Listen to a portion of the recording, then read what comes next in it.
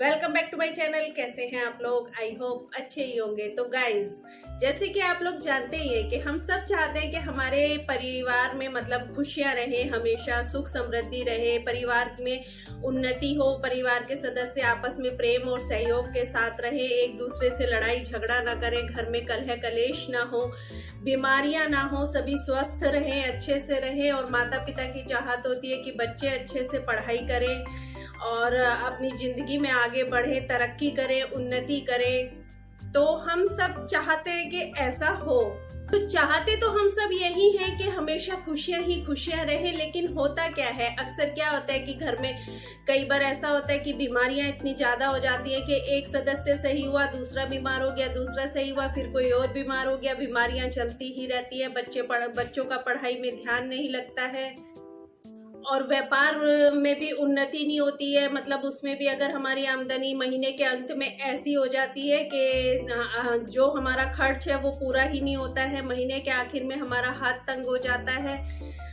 इस तरह बहुत सारी दिक्कतें आने लगती है धीरे धीरे। तो हम लोग क्या करते हैं, फिर भगवान का पूजा पाठ करते हैं, ध्यान करते हैं, बहुत सारी चीजों पे ध्यान देते हैं कि ऐसी क्या दिक्कत है कि हमें ये सब दिक्कतें हमारी बढ़ती जा रही है, हम क्या गलत कर रहे हैं।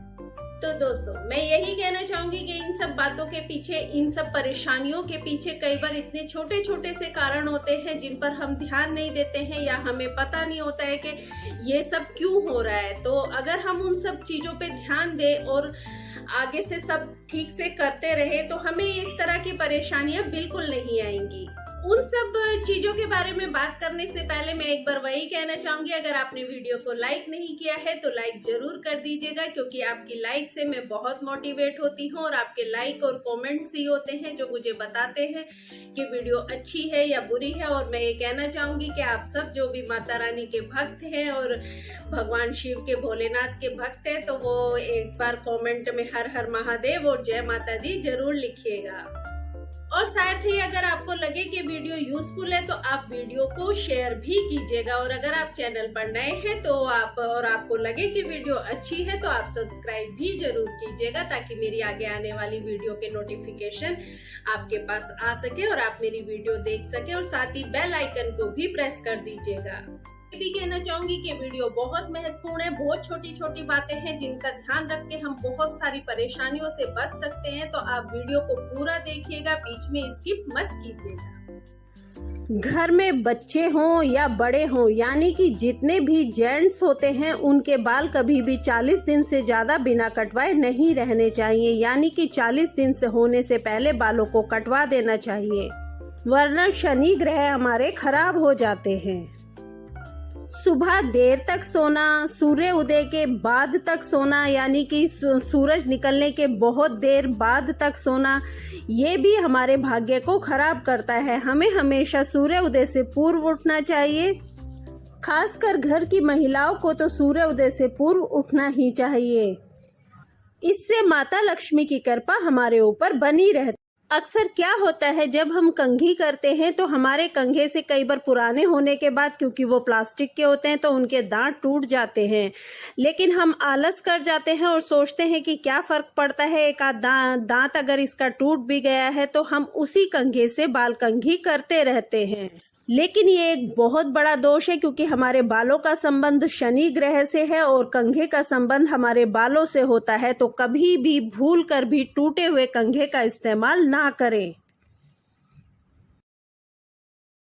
जैसे कि हम सभी लोग जानते हैं कि हमारे रसोई घर में मां अन्नपूर्णा का वास होता है और रसोई घर को एक बहुत ही पवित्र जगह माना जाता है। तो जो हमारा रसोई घर होता है उसके पास में हमारा बाथरूम नहीं होना चाहिए, क्योंकि बाथरूम में सबसे ज्यादा नकारात्मक ऊर्जा रहती है। और अगर बाथरूम और रसोई आसपास होंगे तो वो नकारात्मक ऊर्जा रसोई में भी जाएगी। और वास्तु के हिसाब से भी रसोई घर और बाथरूम एक साथ नहीं बने होने चाहिए। अक्सर छोटे बच्चे या फिर जो पुरुष होते हैं घर के, जब वो बाहर जाते हैं या अगर उनको काफ़ी टाइम घर से बाहर रहना पड़ता है ऐसे में अगर उन्हें बाथरूम जाना होता है तो वो कहीं भी किसी भी पेड़ के नीचे चले जाते हैं, लेकिन ऐसा करना बहुत गलत है। कभी भी पेड़ के नीचे बाहर आप ऐसे बाथरूम ना जाएं। ऐसा करने से हमारा भाग्य धीरे धीरे खराब होने लगता है, इसलिए हमेशा इस बात का ध्यान रखें कि आप ऐसा कभी भी ना करें। एक बात का ध्यान और रखें कि कभी भी उल्टा ना सोएं। उल्टा सोना स्वास्थ्य की दृष्टि से भी बिल्कुल सही नहीं है। इससे हमारी पाचन शक्ति कमजोर होती है। ज्योतिष शास्त्र के अनुसार भी उल्टा सोना सही नहीं है, इससे हमारा भाग्य कमजोर होता है। इसलिए इस बात का ध्यान हमेशा रखें कि कभी भी उल्टा ना सोएं। कई बार क्या होता है कि अगर हमारे कचरा उठाने वाले नहीं आते हैं या हम आलस कर जाते हैं तो हम घर का कचरा घर में ही रहने देते हैं, सोचते हैं इसको कल बाहर फेंक देंगे, लेकिन ऐसा करना बहुत गलत है। ऐसा करने से घर में दरिद्रता आने लगती है। आज के आधुनिक समय में व्यक्ति अपने धर्म ग्रंथों को नहीं पढ़ते हैं, या तो उनके पास समय का अभाव होता है या फिर उनकी रुचि ही नहीं होती है कि वो धर्म ग्रंथ को पढ़ें, जिससे हम बहुत सारे ज्ञान से वंचित रह जाते हैं। और जब हम अपने धर्म ग्रंथों को पढ़ेंगे ही नहीं तो हमें उनके बारे में जानकारी कहाँ से होगी। तो इस तरह से धीरे धीरे हमारा भाग्य खराब होने लगता है।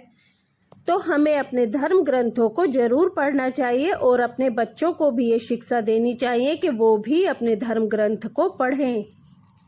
वैसे तो हम सब लोग अपने भगवान को मानते ही हैं, उनकी पूजा अर्चना भी करते हैं, लेकिन कई बार हमारे सामने परेशानियां आने लगती हैं तो हम भगवान से रुष्ट हो जाते हैं। सोचते हैं कि हम इतना सब कर रहे हैं लेकिन भगवान हमारा साथ नहीं दे रहे हैं। तो इस तरह से हम अपने इष्ट देव का, अपने भगवान का अपमान करते हैं, जो हमें बिल्कुल नहीं करना चाहिए।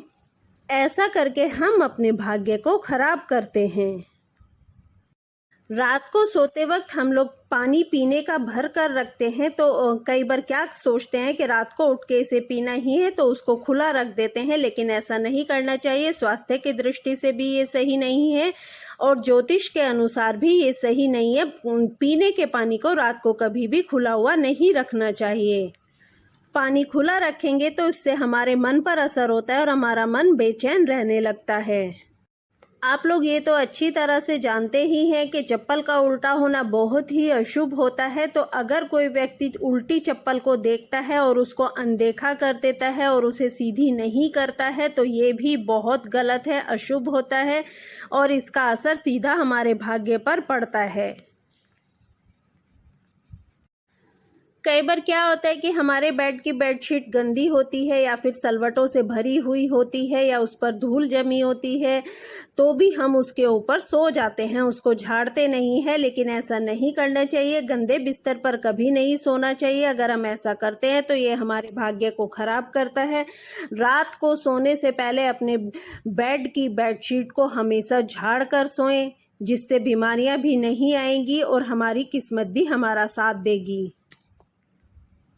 ये तो हम सभी जानते हैं कि आज के समय में पैसा बहुत महत्वपूर्ण है। पुराने समय की अपेक्षा आज के आधुनिक समय में हमारे खर्च बहुत ज़्यादा बढ़ गए हैं। इन खर्च को पूरा करने के लिए हम अपनी आमदनी से ज़्यादा खर्च कर देते हैं। उसके लिए हम कर्जा लेते हैं, लोन लेते हैं, लेकिन हमें ऐसा बिल्कुल नहीं करना चाहिए। अपनी आमदनी से ज़्यादा खर्च कभी ना करें, क्योंकि ये तो एक जाहिर सी बात है कि अगर आमदनी कम और खर्च ज़्यादा होगा तो घर में गरीबी आएगी ही आएगी। तो फिर हमारी किस्मत भी हमारा साथ नहीं देगी। तो ये गलती कभी ना करें। ज्योतिष शास्त्र के अनुसार जब भी कोई हम पैंट पहने, यानी कि हमारे बच्चे या फिर हमारे हस्बैंड जब पैंट पहनते हैं तो कभी भी उसमें बायां पैर पहले नहीं डालना चाहिए। हमेशा दाएं पैर को ही पहले डालें। बायां पैर डालना बहुत ही अशुभ होता है, इस बात का ध्यान हमेशा रखें।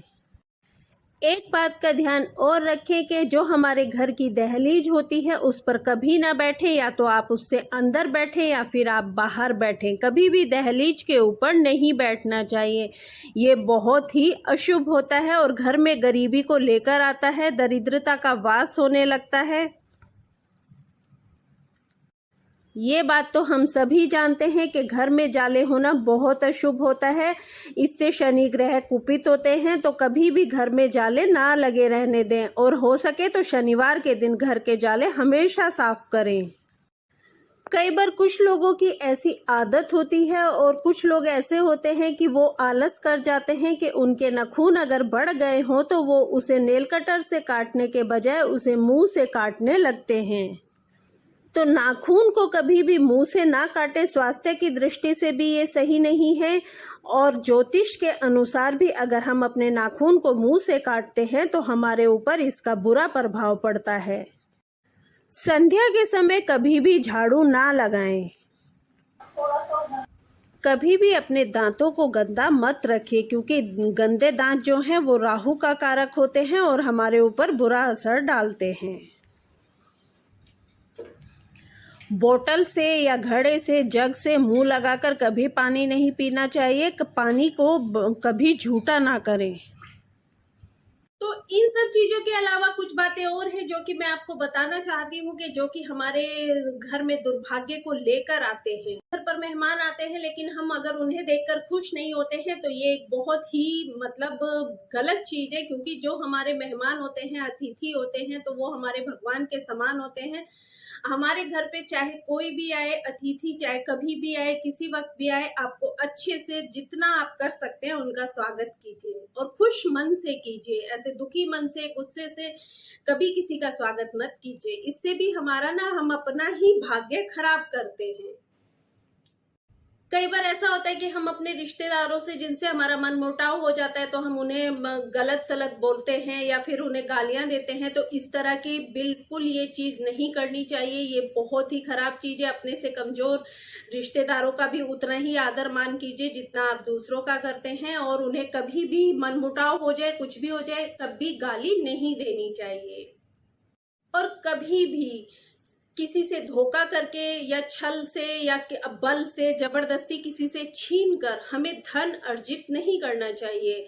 ये इस तरह से अर्जित किया हुआ धन कभी भी हमारे लिए शुभ फलदायक हो ही नहीं सकता है। इस तरह अगर हम धन अर्जित करेंगे तो कोई ना कोई दिक्कत हमारी जिंदगी में, कोई ना कोई परेशानी हमारे लिए हमेशा खड़ी रहेगी।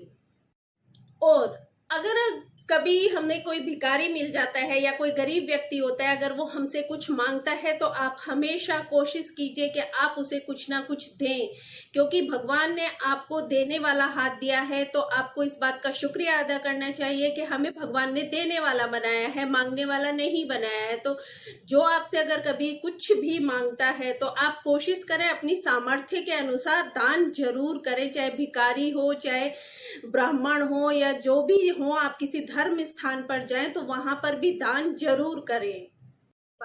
भगवान भी उसी व्यक्ति से प्रसन्न होते हैं जो कि मेहनत करते हैं, कोशिश करते हैं, अपनी जिंदगी में जो भी उनकी उद्देश्य होता है, लक्ष्य होता है, उसे पाने के लिए मेहनत करते हैं और अपने व्यापार में उन्नति करने के लिए मेहनत करते हैं। तो इसी आपको मेहनत करते रहना चाहिए, कभी भी मेहनत से जी नहीं चुराना चाहिए, क्योंकि भगवान हमारा साथ तभी देंगे जब हम मेहनत करेंगे। और अगर हम आलस करते हैं, आलसी हैं, मेहनत नहीं करते हैं, तो फिर भगवान भी हमारा साथ नहीं देंगे और धीरे धीरे हमारे घर में दिक्कतें और परेशानियां आती ही रहेंगी। का और ध्यान रखिए कि कभी भी अपने माता पिता का आप अपमान ना कीजिए। भले ही आपको ऐसा लगता है, कई बार ऐसा होता है कि हमें लगता है कि वो गलत है, भले ही वो गलत हो तो आप बहुत आदर से, सम्मान से उन्हें समझाइए, उन्हें बताइए, लेकिन कभी भी उनका अपमान मत कीजिए। अपने माता पिता का अपमान करते हैं वो जिंदगी में कभी सुखी नहीं रह सकते हैं, क्योंकि भगवान भी उनका साथ नहीं देते हैं। भी किसी गरीब व्यक्ति को देखकर, किसी लाचार व्यक्ति को देखकर अगर कोई अपाहिज है तो उनकी मदद कीजिए, उनका मजाक मत उड़ाइए। अगर किसी को कोई दिक्कत है, जैसे कि कई बार बच्चे होते हैं वो किसी व्यक्ति का मजाक उड़ाते हैं, अगर उन्हें कोई शारीरिक कमी होती है या कोई उन्हें परेशानी होती है, तो कभी किसी ऐसे लाचार व्यक्ति का, गरीब व्यक्ति का, दीन व्यक्ति का कभी भी मजाक मत उड़ाइए, क्योंकि पता नहीं चलता है कि समय बलवान होता है। आप लोग जानते हैं कि समय बहुत बलवान है, कब किसे कहाँ क्या दिखा दे कह नहीं सकते हैं। अपने आप को श्रेष्ठ समझ के घमंड मत कीजिए और किसी दूसरे व्यक्ति को अपने से हीन मत समझिए। हमेशा अपने पड़ोसियों से बना कर रखिए, कभी भी आप उनसे जहां तक हो सके झगड़ा मत कीजिए, और अगर आपका झगड़ा हो भी जाता है पड़ोसियों से तो आप उन्हें गाली ना दें, उनका अपमान ना करें, अपनी भाषा को खराब ना करें।